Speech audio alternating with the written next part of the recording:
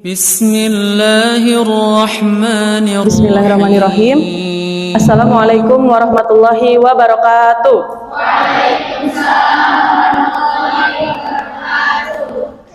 Alhamdulillahirabbil alamin. Boleh lihat senyumnya nggak? Meskipun ada yang mungkin capek atau lemas ya, kita paksain diri untuk belajar ya. Alhamdulillahirabbil alamin. Saya bersyukur bisa ketemu lagi sama teman-teman. Meskipun setiap hari ketemu, tapi kan situasinya berbeda ya. Nah, sekarang kita masuk ke Khairunisa yang ketiga, tahun ajaran 2022-2023. Temanya wanita cerdas. Apa itu? Mari kita lihat. Sebelum kita masuk, kita sama-sama membaca basmalah ya. Bismillahirrahmanirrahim. Semoga kita semua yang hadir di sini bisa mendapatkan ilmu, bisa sama-sama belajar, dan juga bisa mengaplikasikannya di kehidupan sehari-hari. Gini teman-teman, kita itu ya, di kepala kita ada yang namanya apa? Apa? Otak, benar. Kita punya otak ya, alhamdulillah semuanya punya otak. Nah, Allah itu udah kasih kita modal sebenarnya di sini. Modal itu bakat. Nah, para peneliti berusaha mencari tahu sebenarnya manusia itu punya bakat apa. Padahal di Al-Quran udah dikasih tahu. Gini, setiap orang berbuat sesuai dengan pembawaannya masing-masing, maka Tuhanku lebih mengetahui siapa yang lebih benar jalannya. Al-Isra. Udah ada ribuan tahun yang lalu yang ngasih tahu bahwa setiap manusia udah ada pembawaannya masing-masing. Barulah ada istilah bakat, multiple intelligence dari peneliti. Sebenarnya Allah udah ngasih tahu dari dulu di Al-Quran. Kita pengen tahu nih, mengenal dan memahami bakat. Bahasa kerennya bakat itu multiple intelligence. Bakat atau talenta, mungkin pernah dengar, atau kecerdasan ganda. Jadi multiple intelligence itu kecerdasan ganda ya. Adalah suatu kumpulan kemampuan atau keterampilan yang dapat ditumbuhkan atau dikembangkan. Jadi si modal kita ini kalau nggak ditumbuhkan, nggak dikembangkan, nggak akan jadi apa-apa. Si bakat yang ada di otak kita. Nih, kecerdasan ganda itu bersifat laten atau tersembunyi. Suka ada istilah apa? Wah, dia mah punya bakat tersembunyi. Emang bakat mah ngumpet. Kalau nggak dipancing, nggak dikembangkan, dia nggak akan keluar si bakat itu. Namun, dan ada pada setiap manusia, namun dengan kadar pengembangan yang berbeda. Jadi, tiap orang punya bakat masak, punya, tapi tergantung dia paling dominan enggak, paling sering muncul enggak, suka distimulus enggak masaknya, enggak nih, ya udah tenggelam dah. Tapi kalau distimulus terus, dia bisa jadi chef, gitu ilustrasinya. Nah, ini otak kita, bakat di mana? Di sebelah sini nih, sini. Belakang. Nah, yang merah itu IQ. Jadi misalnya nih, di otak saya ada bakat misalnya ya nyanyi misalnya gitu, musik. Saya punya kecerdasan musik misalnya gitu. Terus saya itu kan berarti bisa nyanyi nih ceritanya. Terus mata saya melihat orang tua saya misalnya suka bermain gitar, suka bernyanyi. Kerangsang dari otak depan saya ini nih, tuh yang si merah itu. IQ-nya tuh nambah gitu. Terus saya coba-coba nih mendendangkan lagu, ternyata kok bagus suaranya. Nah itu, jadi nyambung antara yang masuk, yang merah nih sama otak, sama bakat. Klik. Terus orang tua saya ngeliat nih, wah si Tata suaranya bagus juga ya, coba dilesin. Nah itu orang tua yang bisa ngelihat bakat si anaknya. Bagus nih. Dikembangkan. Wah, jadilah Talita penyanyi Indonesian Idol misalnya ya. Kayak gitu. Jadi nyambung. Yang dia pelajarin, yang dia lihat sama si bakat yang emang paling tinggi. yang paling dominan. nyambung, celek, jadilah keahlian. Gitu. Makanya dia kan deketan tuh ya antara ilmu yang diserap sama si bakat. Ini dia 9 kecerdasan yang ada pada otak kita. Jadi kita tuh cerdas loh. Hey para muslimah. Kita punya 9-9-nya sebenarnya, kecuali nomor 9 ya, mungkin gak semuanya. Yang pertama tuh linguistik. Saya cuma mau bacain aja, nanti dibahasnya. Kedua, logika matematika. Ketiga, intrapersonal. Intra tuh ke dalam. Nanti maksudnya apa sih Bun ke dalam? Interpersonal tuh keluar. Musikalis, udah tahu lah ya. Musikalis, sudah jelas lah kecerdasan musik. Visual, spasial. Kinestetik. Tahu ya, mungkin ada orang yang semangat olahraga, mungkin dia kecerdasan kinestetiknya nomor 1. Kemudian kecerdasan natural, naturalis. Dan kecerdasan berpikir kosmik ini baru ditemukan sih. Nggak dari dulu-dulu. Berpikir kosmik itu apa? Biasanya disebut indigo. Ya ini, mungkin kita punya, tapi nggak setinggi orang-orang yang punya indigo ini. Punya ini, 9 ini. Kita semua punya ya. Cuma tinggal dipancing aja yang mana yang paling tinggi. Sampai tadi ada yang bingung nggak? Intinya gini, kita punya 9, atau saya sebut 8 aja dulu ya. Yang ke-9-nya itu, soalnya itu mah udah jelas mungkin kelihatan ya orang kayak gitu. Cuma kalau yang 1 sampai 8 itu harus digali. Kita punya bakat yang 8 itu mana yang paling dominan. Paham dominan kan? Yang paling kelihatan.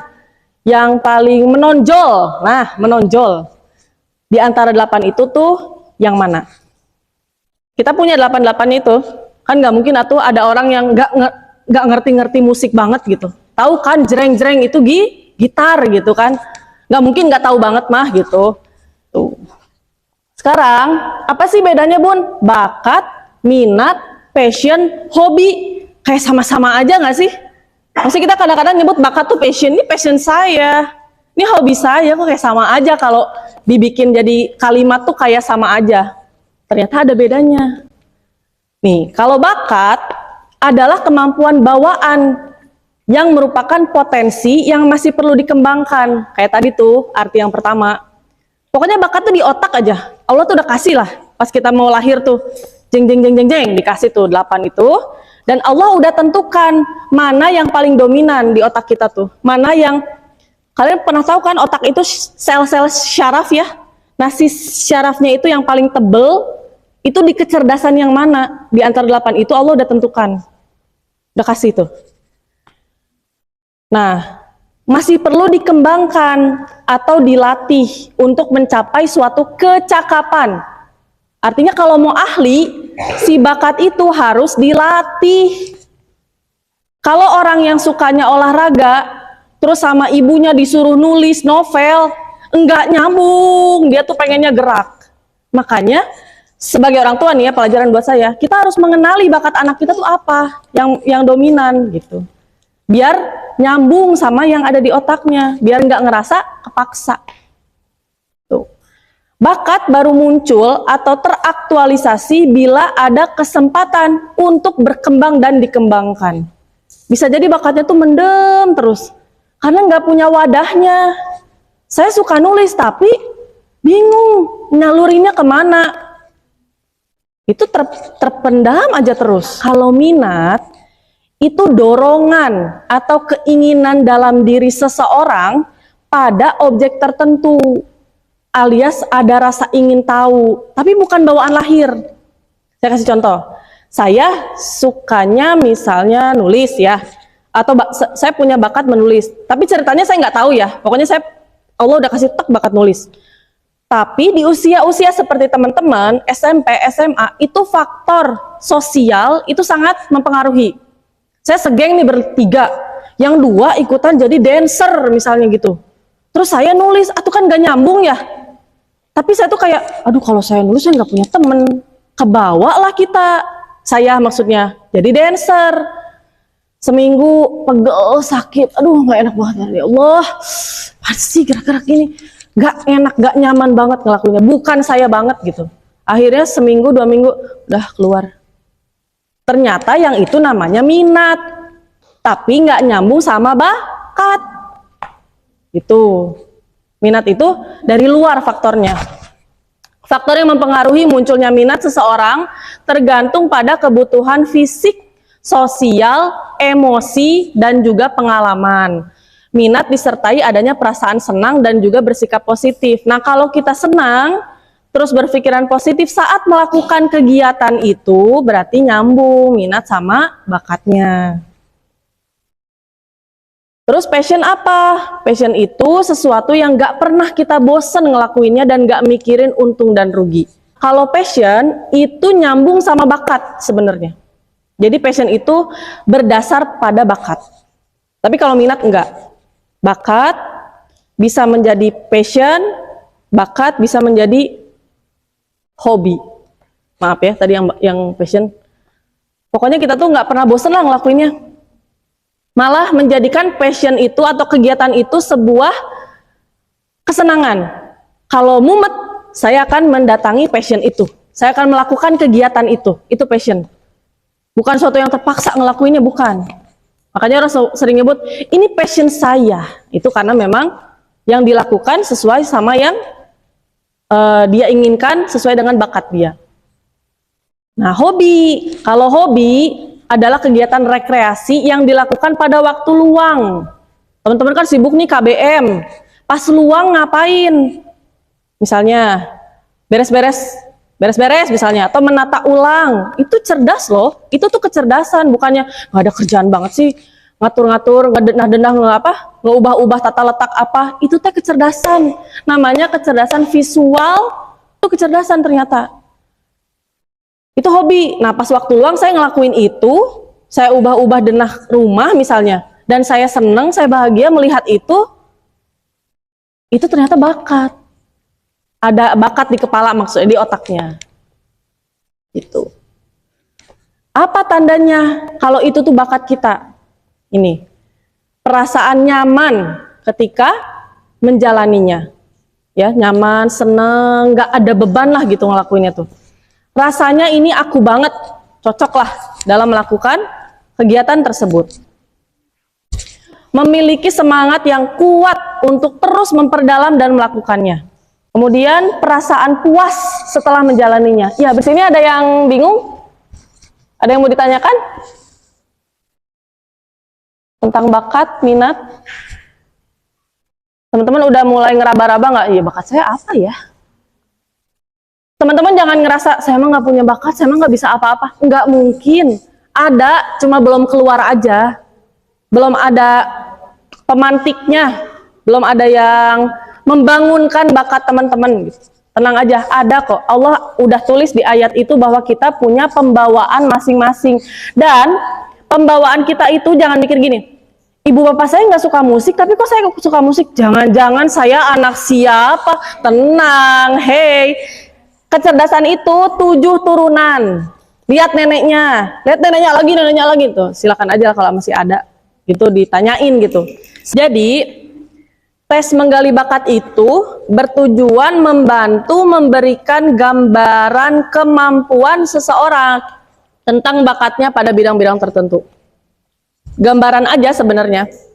Jadi kita tuh bisa ngerencanain nanti kuliah mau ke jurusan apa ya. Misalnya nanti pengen ekskul apa ya misalnya gitu ya. Tapi tes menggali bakat ini nggak menentukan kalian tuh karirnya cocok di air, cocok di darat, nggak nentuin kayak gitu ya. Nggak nentuin, karena kenapa? Tuh, karir itu hasil interaksi antara bakat bawaan kita, faktor kepribadian kita, dan faktor lingkungan. Jadi mungkin ya, yang misalnya teman-teman di sini yang suka musik terus berarti harus jadi penyanyi, ya enggak juga. Mungkin kalian menjadikan musik itu sebagai sesuatu yang bikin kalian nyaman ketika kalian kerja misalnya. Jadi semangat gitu setelah mendengarkan musik misalnya.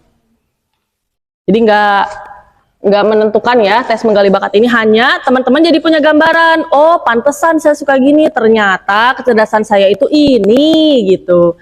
Atau oh kecerdasan saya apa gitu misalnya, saya mau nyalurin kemana ya gitulah, cerita aja nanti ke orang tua misalnya pas berpulangan, wah ternyata saya tuh punya kecerdasannya ini gitu. Mudah-mudahan orang tuanya tahu, jadi bisa menyalurkan bakat. Oke. Tes kecerdasan, mari kita coba. Assalamu alayka ya Rasulullah. Assalamu alayka ya habibi ya Nabi Allah. Assalamu alayka ya Rasulullah. Assalamu alayka ya habibi ya Nabi Allah, ya Rasulullah. رقت عيني شوقا ولطيبة طرفة عشقا فأتيت إلى حبيبي فاهدأ يا قلب ورفقا صلي على محمد